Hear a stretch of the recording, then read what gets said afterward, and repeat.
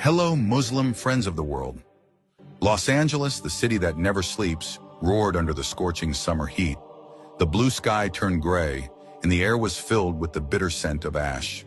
That day, a massive wildfire, dubbed the Angeles Inferno, swept through the city at terrifying speed.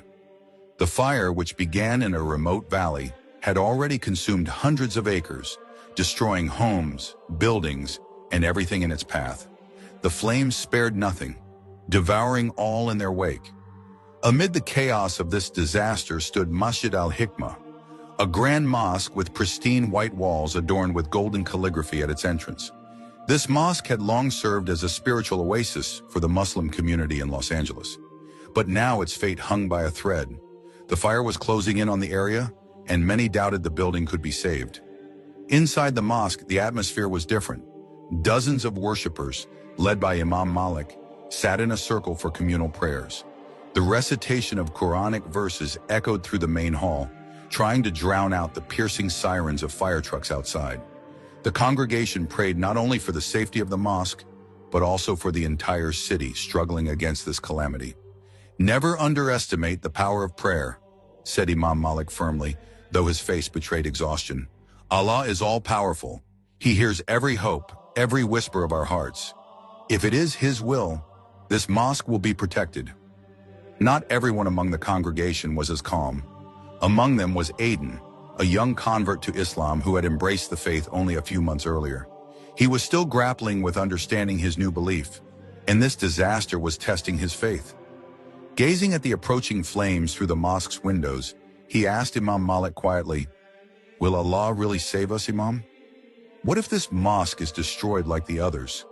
Imam Malik gave a gentle smile.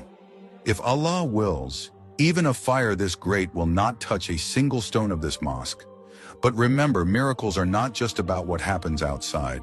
The true miracle is what happens in our hearts when we learn to trust Him completely." Outside the mosque, non-Muslim residents of the area watched anxiously. To them, Masjid al-Hikmah was not just a place of worship, it was a symbol of harmony. Over the years, the mosque had hosted many community events, from feeding the homeless to organizing free educational programs. Now they felt an impending sense of loss. "There's no way that mosque will survive," one resident said to a friend. "Look at those flames. They're too massive. Even the concrete buildings nearby didn't stand a chance." Yet as everyone watched the mosque with a sense of resignation, the sky suddenly shifted. The wind, which had been pushing the fire toward the mosque, began to blow in the opposite direction. Everyone fell silent. The inferno, which had seemed unstoppable as it approached the mosque, began to slow down, as if held back by an invisible force. In the distance, a firefighter named Chris stood frozen, a hose in his hands. He was no stranger to wildfires, but this was different. "Do you see that?" he whispered to his colleague. "The fire. It's like it stopped right in front of the mosque." Night fell, but the skies over Los Angeles refused to darken. The fiery glow from the wildfire blazed like an inferno on the horizon, consuming everything in its path. The wail of sirens, the roar of firefighting helicopters, and the cries of residents created a mournful symphony that echoed across the city. Yet, in the vicinity of Masjid al-Hikmah, something extraordinary was unfolding. The fire, which had razed homes and buildings around it, suddenly stopped at the mosque's gates. The wind that had been driving the flames toward the mosque abruptly shifted direction, as if shielding the grand white structure. The congregation, still gathered inside the mosque, slowly stepped out into the courtyard, holding their breath as they witnessed the miracle before their eyes. "Subhanallah, Allahu Akbar," whispered one worshiper, tears glistening in their eyes. Others raised their hands to the sky, offering prayers of gratitude. Imam Malik stood among them, leading the prayers, his voice now filled with deep emotion. Not everyone who witnessed the event was Muslim. Non-Muslim neighbors who lived around the mosque gathered outside the gates, stunned by what they saw. Among them was Clara, a journalist who lived not far from the mosque. She had initially come to cover the wildfire, but what she witnessed that night changed her purpose entirely. "This can't be possible," Clara muttered, snapping pictures of the intact mosque amidst the devastation. "Everything else around here is destroyed. Why is this mosque the only thing left standing?" She approached a firefighter, Chris, who also appeared baffled. "Have you ever seen anything like this before?" Clara asked. Chris shook his head, his eyes still fixed on the mosque. "Never. The wind, it just shifted out of nowhere. Earlier, it was pushing the flames right toward the mosque. It's like..." He paused, searching for the right words. "It's like something was protecting that place." Meanwhile, Aiden, the young convert who had previously struggled with doubt, stood on the mosque's steps. He stared at the fire, which was now gradually dying down, circling the mosque but never touching it. His body trembled, not with fear, but with awe that flooded his heart. He turned to Imam Malik, his eyes brimming with tears. "Imam," he said, his voice shaking, I saw it with my own eyes. Allah truly protected us. I've never felt faith this strong before." Imam Malik gently placed a hand on Aiden's shoulder. "Allah always shows his signs, Aiden. The problem is, we're often too busy to notice them. Tonight, he has shown his power to all of us, Muslims and non-Muslims alike." News of the mosque that survived the fire quickly spread. Videos and photos of the incident went viral on social media, drawing attention from people around the world. Many tried to find a scientific explanation. Fire experts arrived to study the site, seeking to understand how the mosque remained intact, while every other building around it was reduced to ashes. Yet their findings only deepened the mystery. "The mosque's materials are heat-resistant," one engineer explained, "but that doesn't explain everything. The sudden change in wind direction was the key factor in saving the mosque. However, there's no logical explanation for why the wind shifted like that." For those who witnessed the event, there was no doubt it was a miracle. Even skeptics began to wonder. Clara, the journalist, decided to dig deeper into the story of the mosque and the community behind it. She interviewed Imam Malik, who welcomed her with a warm smile. "Imam," Clara asked, "what do you think about all this? Many people are calling it a miracle." Imam Malik smiled gently. "Miracles are not new in human history. Allah has always shown his power to those willing to open their hearts and see. This mosque was not saved because the building itself is special, but because of the prayers and faith we offered to him.